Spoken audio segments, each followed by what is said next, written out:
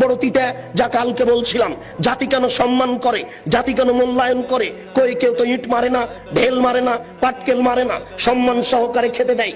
সেই জন্য তো আপনাকে গতকালকে আমি শোনাচ্ছিলাম যে আখেরি মোনাজাতে আপনি হাত তোলার পূর্বে এইভাবে একটু বলুন, তাহলে বুঝবো আপনি হক কথা বলছেন, বুঝলাম আপনি বড় কাজ করছেন, বুঝলাম আপনি বড় হুজুর, অনেক দূর থেকে এসেছেন, আমেরিকা থেকে এসেছেন, লন্ডন থেকে এসেছেন, সৌদি আরব থেকে এসেছেন, আপনি টুঙ্গির আখেরি মোনাজাতে অংশগ্রহণ করবেন।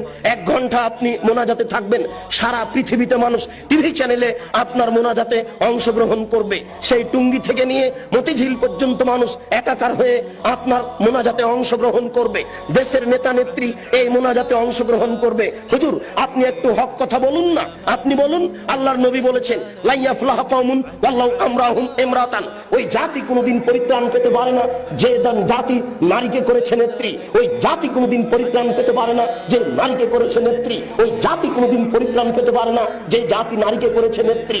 আপনি বলুন দোয়া করার পূর্বে আল্লাহ রাসূল বলছেন আলী লা তাদু তিমসালান ইল্লা তামাসতাহু ওয়ালা কাবরান মুসরিফান ইল্লা সাওয়াইতাহু, আলী তুমি ছাড়বে না কোনো উঁচু কবর, সবকে ভেঙে সমান করে দাও। আলী তুমি ছাড়বে না কোনো ছবি মূর্তি, সবকে ভেঙে একাকার করে দাও। আপনি এই বক্তব্য দেওয়ার পরে এবার হাত তুলে দোয়া করুন, দেখা যাবে কত নেতা নেত্রী আপনার দোয়াতে অংশগ্রহণ করে, কত জনগণ আপনার দোয়াতে অংশগ্রহণ করে।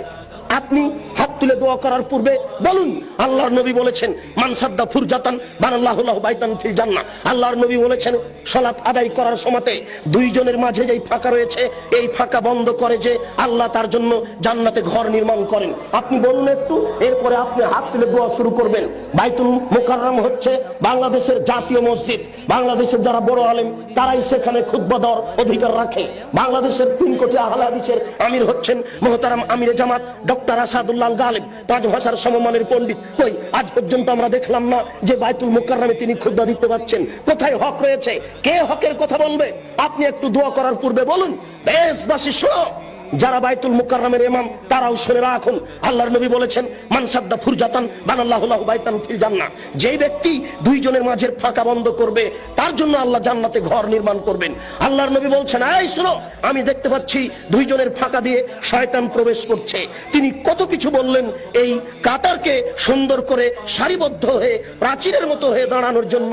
আর বাইতুল মুকাররমে গিয়ে দেখি, অন্যান্য মসজিদে গিয়ে দেখি একজন 1 হাত সামনে আছে, 1 হাত পিছনে আছে, কোন জায়গাতে 2 হাত ফাঁকা আছে, 5 হাত ফাঁকা আছে, এইভাবে সালাত শুরু হয়ে যাচ্ছে। কই আপনি তো একটু হাত তোলার পূর্বে এই কথা বলতে পারেন না? বলুন দেখি, হক বুঝা যাবে কাতে, আর বুঝা যাবে কত মানুষ আপনার এখানে বেশি হয় আর কম হয়।